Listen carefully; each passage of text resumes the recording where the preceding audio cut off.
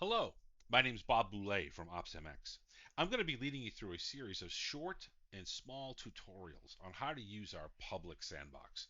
We wanted to make this resource available to folks who are interested in better understanding the security implications of some of their favorite open source projects, Docker containers, and ultimately being able to run scans of running applications. This morning, we're going to start by focusing on scanning your first source code project. So, for those of you that are new, clicking on the sign in with Google will ultimately go ahead and actually get you signed in. Whether or not you're already signed in or you've signed in or haven't signed in before, it'll go bring you through the process. Now, as you can see here, I've already got a project that I've scanned. The first thing you want to do is you want to click on the Scan Now button in the top right once you get logged in.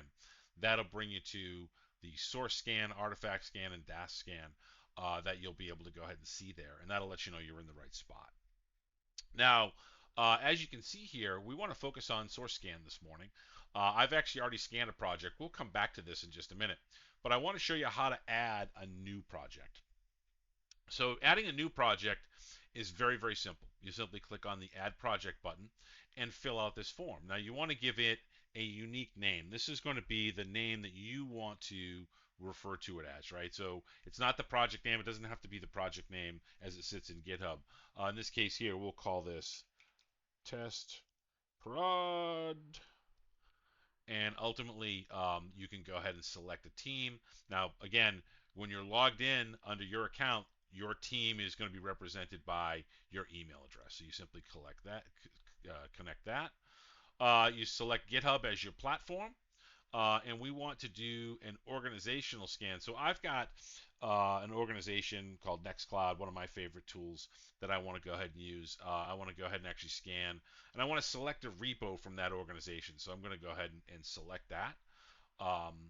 And then we add a default Git account for you, so you don't have to add your own. You don't have to add your own token or whatnot.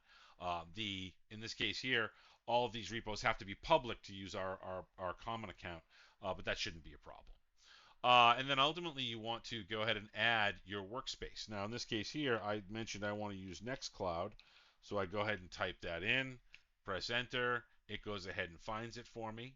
So I've got Nextcloud there. And I don't want to scan the entire workspace. I just want to scan a single repository from these guys, right? So let me go ahead and do that. And then what it'll do is it'll populate a dropdown that'll have all of their repos, right? And I want to go ahead and pick one that ultimately I'll be able to go ahead and actually see some results.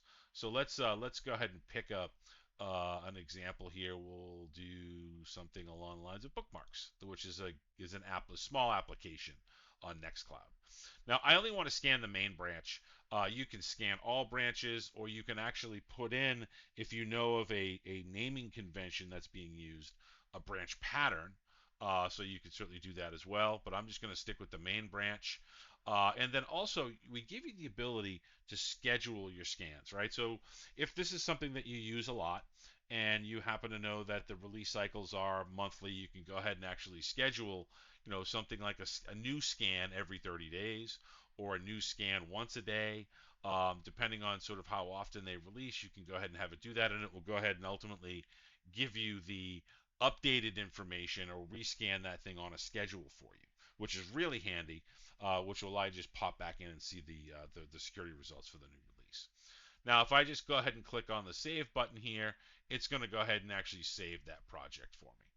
So if I go ahead and actually refresh the screen, you can see there my test prod, it's submitted this to the queue, and it is in a pending state. This will go ahead and actually put it into our queue and ultimately start scanning it.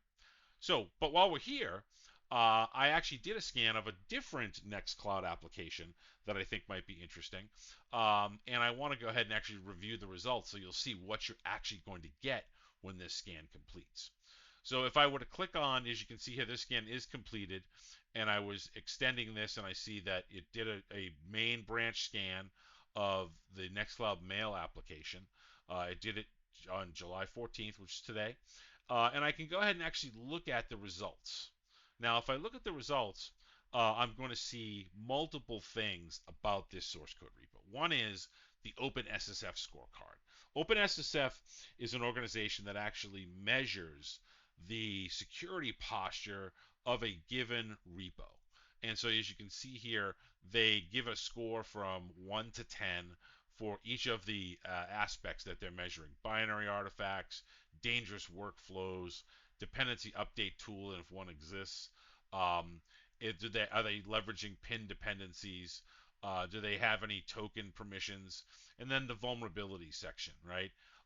Based on the dependency files that are in that repo. Now, as you can see here, this actually scores pretty well.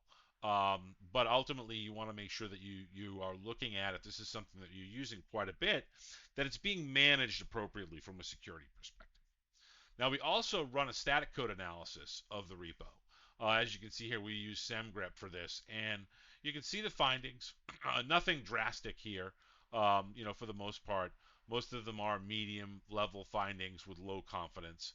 But if you look here and you want to look at one of these things closer, we're going to provide you with the file path in the repo that we found the issue and the line where we found the issue as well, so that you can ultimately go down the path of finding this and ultimately looking for yourself and deciding, as you're going to use this, is this going to be a problem for you? And then we give you a summary of the software composition analysis that we do. So here we're going to scan and look for all the licenses in here, and ultimately give you all the license information, and help you understand sort of what licenses are associated with this project. Very, very basic, straightforward stuff, but also important depending on sort of how you're planning on using this.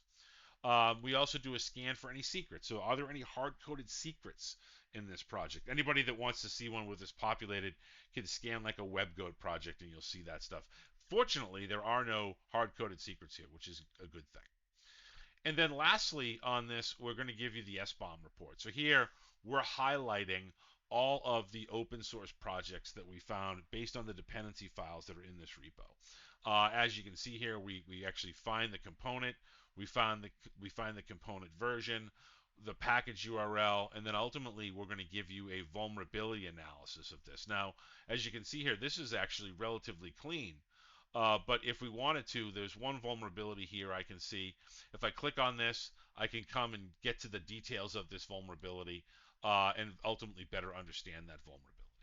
So again, very, very straightforward, very, very easy to use once you've scanned your source code project, and then ultimately be able to see this information. Set it up to rescan on a schedule so that you can ultimately come back, bookmark our site here, bookmark our application here, and come back and see this on a regular basis. See what the updated information looks like. Very, very straightforward. Hopefully that was helpful, and hopefully that helps you get started with your very first source code scan. Stay tuned, because the next video we're going to be talking a little bit about artifact scanning. Appreciate everyone's time. Talk soon.